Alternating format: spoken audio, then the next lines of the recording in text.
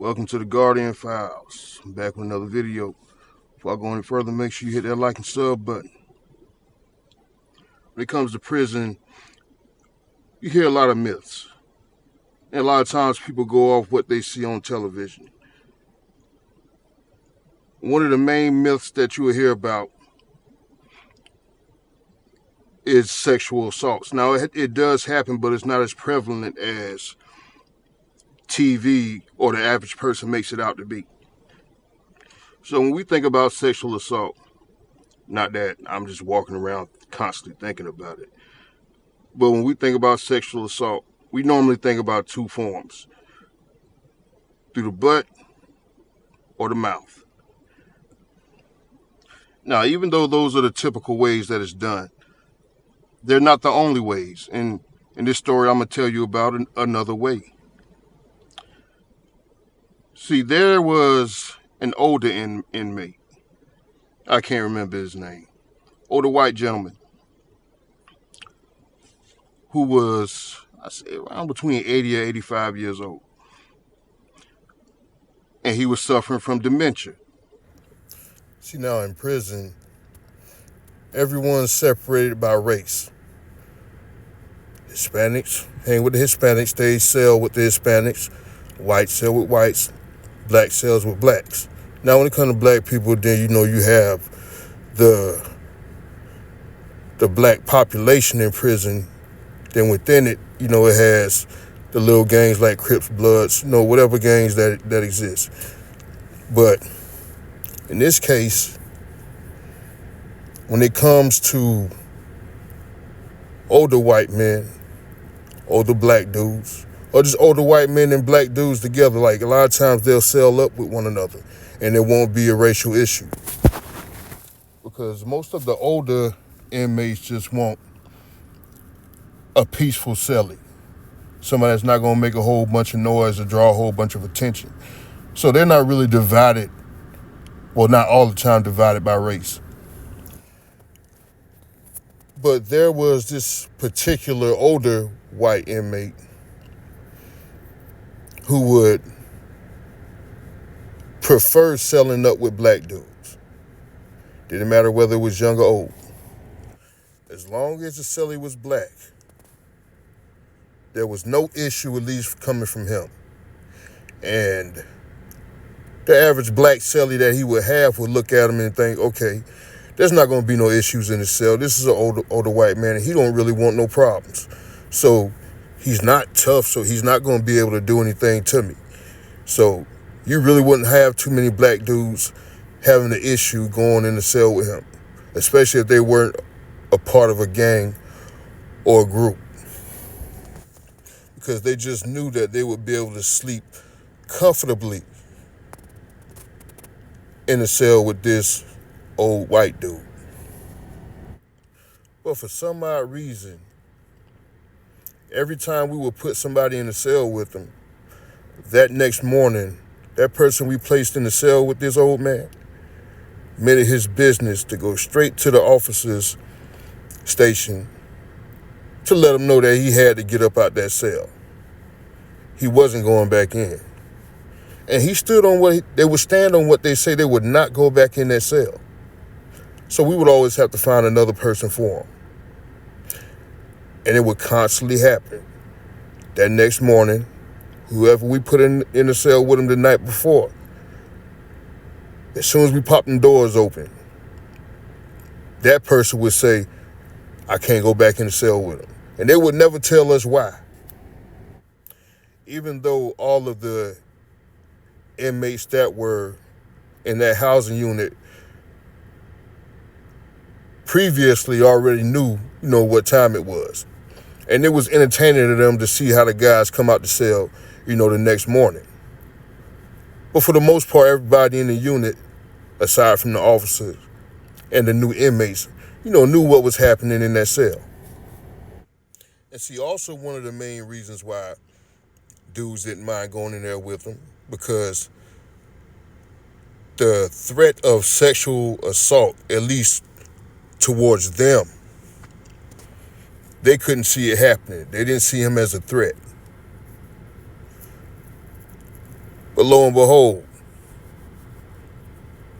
he was one of the biggest predators on the compound or in the institution. And see, when I say predator, most of us think about, a guy 6'2", muscle bound, big dude that can probably whoop your ass and take it from you, knock you out and take it from you, or look intimidating enough, whereas for some dudes, they'll just give it up to avoid getting their ass whooped or getting stabbed. That's what you picture, most of us picture when we think of a guy who's a quote-unquote predator, sexual predator, in prison. But this old man was the type of predator that you would think didn't even exist. See what this old man would do every night at the lockdown, and it would never fail. 1 or 2 o'clock in the morning. While this old man's inmate is fast asleep, this old man would give them oral sex. No, he didn't ask for oral sex. He would force that oral sex onto his cellmates. So whoever was in that cell with him would always wake up to an old man giving them head. And I know this sounds far-fetched, but something like this is hard to make up. Every night. It never failed. And see, no one wanted to report this because obviously it's embarrassing. And then there's the old man kind of really taking something from you. Now, it's not you would think that it wouldn't feel the same as somebody, taking your behind from you.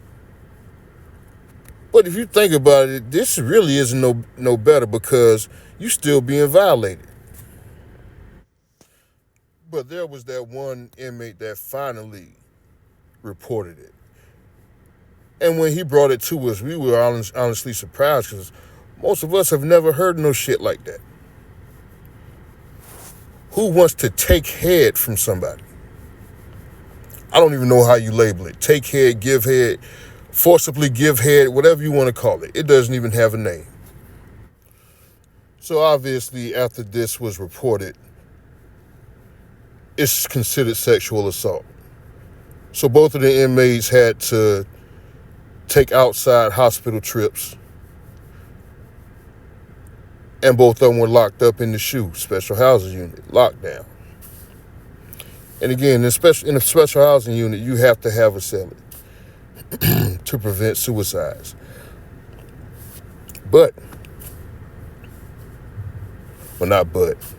Obviously, if he was doing this on the compound or in the general population, when he gets a lockdown, there stands a chance that he's going to do it again. And lo and behold, he did it again. Except this time, his cellmate had no mercy on him. See, the other guys was giving him a pass because he was old. And they knew that mentally he wasn't all the way there. But eventually, he came across that one person that didn't give a damn about his age. He was just going to punish you because you violated him or tried to violate him. And he got worked pretty good. I'm going to be honest with you. The next day when I saw him, you wouldn't even be able to recognize him. His whole face was swollen. Broken jaw. Guy had to get his jaw wired shut. So guess what he wasn't doing? Once his jaw was wired shut, he wasn't sucking no more dick. And see, you would have thought that he would have learned from it. But I'm guessing if you have dementia, you probably don't even realize that you've done it this many times. It may be new to him each and every time he does it. Better yet, it was probably new to him every time that he did it. See, because he was eventually transferred. Obviously, you go to the next prison a lot of the same rules apply. You have to have a cellmate. So the first cellmate he had, the first cellmate that he had after he got transferred, he tried the same thing on him, except he just didn't get his ass whooped. His cellmate actually ended up killing him, understandably. Because violating somebody is violating somebody. And a man will never be the same after that happens to him. Make sure you hit the like and sub button. I'm out.